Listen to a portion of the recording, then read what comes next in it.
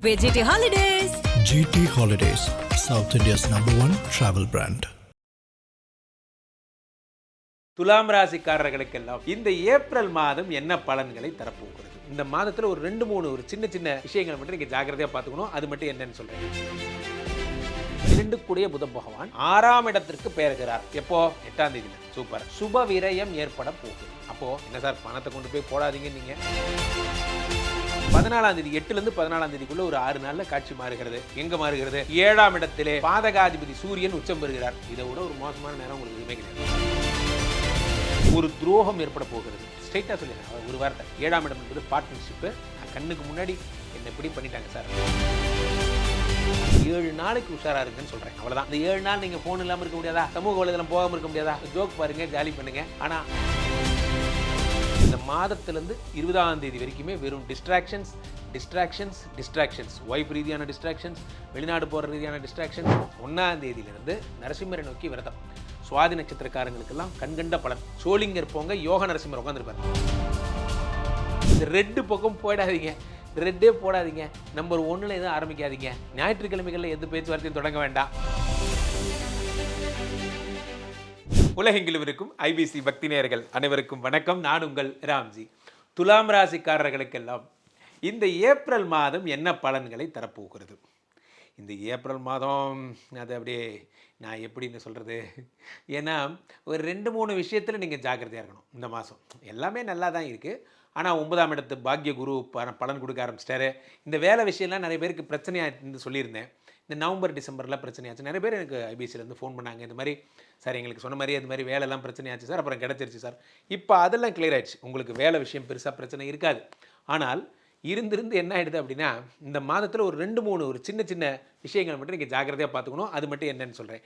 ஒரு வகையில் உங்களுக்கு ப்ராஃபிட்டாகவும் இருக்கும், ஃபேமிலி வகையில் மட்டும்தான் கொஞ்சம் பிரச்சனையாக இருக்கும். அதான் இப்போ நான் சொல்ல போகிறேன். அதை விடுங்க சார், ஜாப் வகையில் ரைட், ஃபேமிலி முக்கியம். அதனால் இங்கேருந்து போகலாம். 8ஆம் தேதியிலேருந்து உங்கள் வாழ்க்கை நடக்கக்கூடிய மாற்றங்கள்லேருந்து போகலாம். முதல் விஷயமாக உங்களுக்கு 2 கூடிய தனாதிபதி யார்? எல்லாம் வல்ல எம்பெருமான் செவ்வாய் பகவான். அவர் எங்கே இருக்கார்? 6ஆம் இடத்துல இருக்கார். அவர் 6ஆம் இடத்துல இருக்கக்கூடியவர் என்றைக்கு 6ல் போய் மாட்டினாரோ அன்னையிலேருந்து உங்களுக்கு தன லாபங்கள் கம்மியாயிடுது. எப்போ நல்லா யோசிச்சு பார்த்தீங்கன்னா, இந்த மார்ச் மாதம் ஃபுல்லாக உங்கள்ட்ட காசே இருந்திருக்காது. இந்த மார்ச் மாதம் ஃபுல்லாக செம்ம டைட். காரணம் 2 கூடிய செவ்வாய் பகவான் போய் லாக் ஆகிட்டார். இவர் என்றைக்கு ரிலீஸ் ஆகிறார்? எப்போன்னா மே மாதம் தான் ரிலீஸ் ஆகிறார். ஒரு 10 நாள் ஆகும். அது வரைக்குமே பெரிய இன்வெஸ்ட்மெண்ட் பண்ணக்கூடாது. இது மனசில் எழுதி வச்சுக்கோங்க. இது ஏன்னா செவ்வாய்னாலே கல், மண், ஜல்லி, ரியல் எஸ்டேட்டு, ப்ரொமோட்டர்ஸு, பெரிய பெரிய பணம் எல்லாமே செவ்வாய் தான். ஒரு கட்டடம் கட்டுறதுனா சும்மா கிடையாது. எல்லாமே லேக்ஸில் தான் நீங்கள் பண்ணுவீங்க. பெரிய ப்ராஜெக்ட் சைன் பண்ணாதீங்க, வேண்டாம். கமிட்மெண்ட் எடுத்துக்காதீங்க. அப்படி எடுத்துக்கிட்டாலும் வாய்மொழி கமிட்மெண்ட்டாக வச்சுக்கோங்க. அட்வான்ஸ் தொகைலாம் அப்புறம் கொடுக்கலாம். லாக் ஆகிடும் பணம். காரணம் 2 7 கூடியவர். அப்போ ஃபாரின் ஜாப் வாங்கி தரேங்கிறார் சார். இவர் கொஞ்சம் இவருக்கு கேஷாக கேட்குறாரு. கொடுத்தீங்கன்னா உங்களுக்கு லண்டனில் விசா வாங்குறாராம். லண்டன்லேயும் வேண்டாம், வேறு எதுலேயும் வேண்டாம். அறிவை கொண்டு கிடைச்சா கிடைக்கட்டும், இல்லைன்னா அது வேண்டாம். இந்த முடிவுக்கு தெளிவாக இருந்துக்கோங்க. மெரிட்டில் எழுதுங்க. விசா கிடைச்சா கிடைக்கட்டும், கிடைக்காட்டி பரவாயில்ல. இவர் பணம் கொடுத்து தான் அதை வாங்கணும் அவசியம் இல்லை. அப்படி ஒரு விஷயம் இந்த உலகத்தில் இல்லை. தயவுசெய்து நம்பாதீங்க. இப்போது இந்த துலாம் ராசிக்காரர்களுக்கு என்னெல்லாம் நல்லது நடக்க போகுதுங்கிறத பற்றி பேசுவோம். ஃபஸ்ட்டு விஷயமே என்ன அப்படின்னா, 12 கூடிய புத பகவான். நல்லா கவனிக்கணும். 12 கூடிய புத பகவான் 6ஆம் இடத்திற்கு பெயர்கிறார். எப்போ? 8ஆம் தேதியிலிருந்து. சூப்பர். சுப விரயம் ஏற்பட போகிறது. அப்போது என்ன சார், பணத்தை கொண்டு போய் போடாதீங்க. நீங்கள் பணத்தை கொண்டு போய் யார்கிட்ட போடாதீங்க? தெரியாத ஆள்கிட்ட போடாதீங்கன்னு சொன்னேன். சுப விரயம் ஏற்படுதுன்னா நீங்கள் செலவு பண்ணுங்கள். நீங்கள் உங்களோட சேவிங்ஸ்லேருந்து ஒரு அமௌண்ட் எடுத்து உங்களுக்கு நீங்கள் லேண்ட் வாங்குறதோ அல்லது கோல்டு வாங்குறதோ சுபமாக நீங்கள் செலவு செய்து கொள்பவை நீங்கள் செய்து கொள்ளலாம். அதற்கான அனுகிரகம் வருகிறது. புதன் சம்பந்தப்பட்ட விஷயம் என்பதால் சில பேர் டாக்டர்ஸ் இருப்பீங்க. எனக்கு எம்பிபிஎஸ் படிச்சிட்டேன் சார், டியூட்டி டாக்டருக்காக நான் ட்ரை பண்ணுறேன், எனக்கு கிடைக்குமா?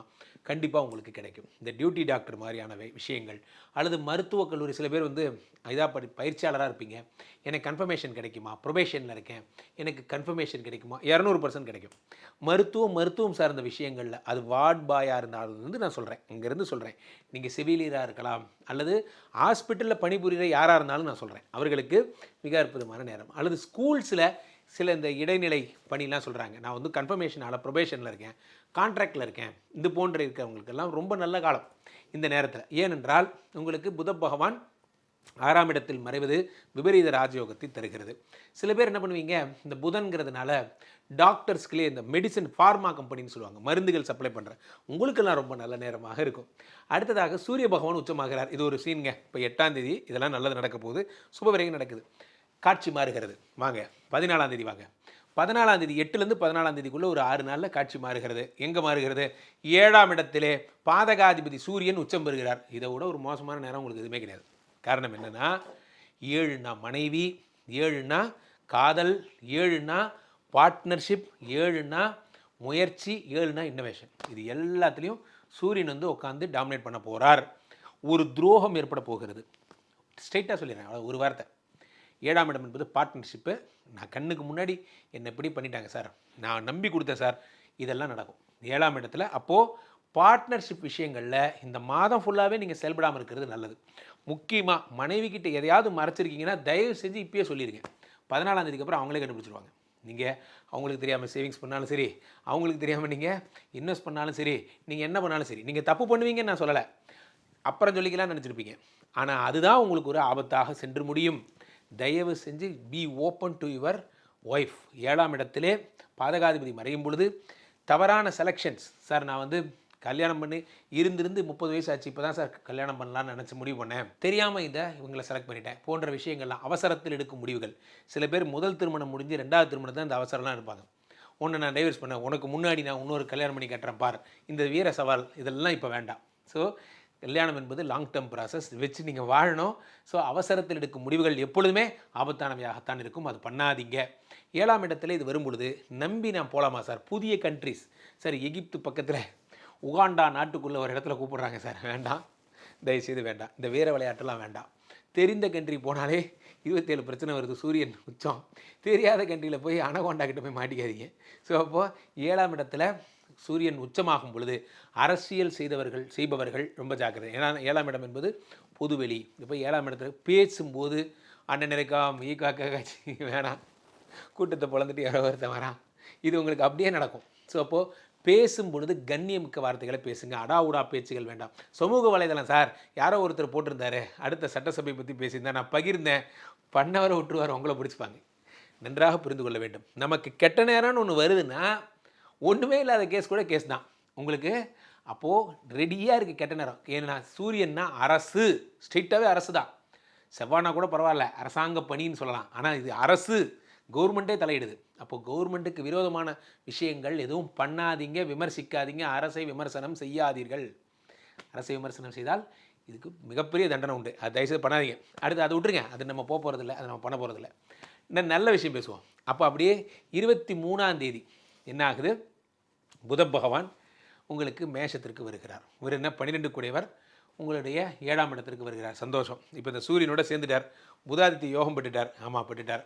இப்போ என்ன நடக்கும், சூரியனுடைய இம்பேக்ட் கொஞ்சம் கம்மியாகும். இந்த 14ஆம் தேதி வந்ததுலேருந்து 23ஆம் தேதி வரைக்குமான அந்த 7 நாள். சார் இதை விட மந்த்லி பலன்களை ப்ரீஷியஸாக டேட் வைஸ் கொடுக்க முடியாது. 7 நாளைக்கு உஷாராக இருங்கன்னு சொல்கிறேன், அவ்வளோதான். அந்த 7 நாள் நீங்கள் ஃபோன் இல்லாமல் இருக்க முடியாதா, சமூக வலைதளம் போகாமல் இருக்க முடியாதா, போங்க, ஏதாவது ஜோக் பாருங்கள், ஜாலி பண்ணுங்கள், ஆனால் விமர்சிப்பு வேண்டாம், விமர்சனங்கள் வேண்டாம்னு தான் நான் சொல்கிறேன். அப்போது அடுத்ததாக புத பகவான் 7ஆம் இடத்திற்கு வருவதால் ஓகே, ஓரளவுக்கு நிலைமை சமாளிக்கப்படுகிறது.